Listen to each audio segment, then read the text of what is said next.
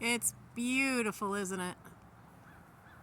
Sarah Wetherill's last living tree. Way, way up there.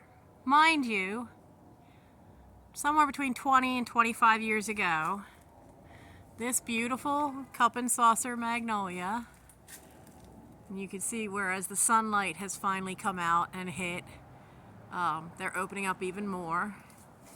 But between 20 and 25 years ago, a wild cherry tree that was over by the old farm wall that's covered by ivy, which I can't touch because I'm allergic to it, and this poor baby is getting some cavities in it because that limb got ripped off. That limb, a big chunk of that. Basically, this poor baby lost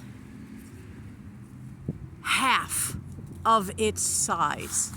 It lost half of its tree, and you can see lots of little notches. This is the most well-loved tree of my family because this is the tree the treehouse was in, and you don't dare ever take it down with a chainsaw because there are hiding under this bark many nails where, you know, there had been little steps to climb up.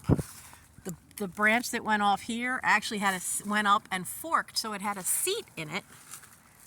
And now it's got bits that are hanging low to the ground here, so you could kind of stand underneath the canopy and see it all. You're seeing how overgrown this has all gotten.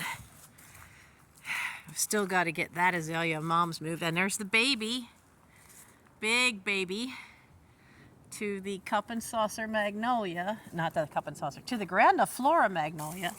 And here, and that's gotten overgrown. We let this get overgrown on purpose so that it would rot away faster.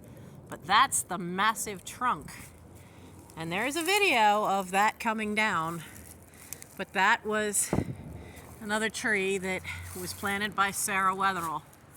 But this beautiful cup and saucer is the only one left that she took my mother around the yard and showed her all the plants that she had planted that were still here. Well, the old apple tree, that was the first to go.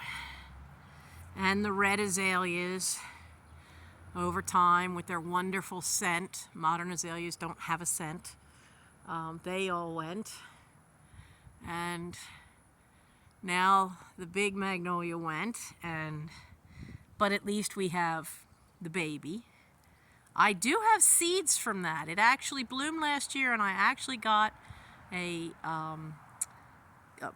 we always called them cones for lack of knowing what they were, that was full of tons of seeds. And since that's right against the fence line, that baby's not going to be able to stay there its entire life.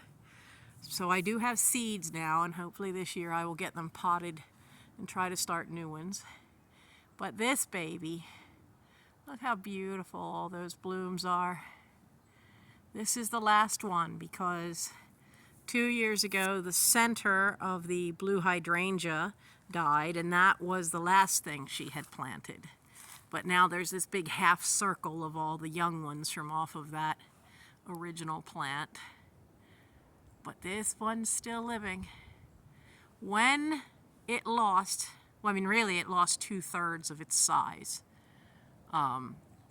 It lost half its branches and it lost 2/3 of its size when the wild cherry came down. That's why there's a V back there in the wall where part of the wall collapsed. And a big stone, the neighbors at the time took it. Nice big orange stone. So I don't even have all the stones in order to fix it.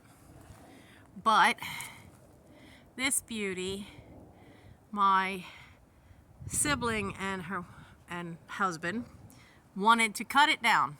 Insisted that it's gonna die. You have to cut it down. It's old, you gotta cut it down. And Mom just stood her ground very quietly, and just every time they said something, and they were being very pushy, and she just kept shaking her head no. And she finally shut him up with, "I'm old. What are you gonna do to me when I get wounded?" And that kind of shut him up. So here it is now. Mom has been gone, come May 3rd, Mom will have been gone 16 years.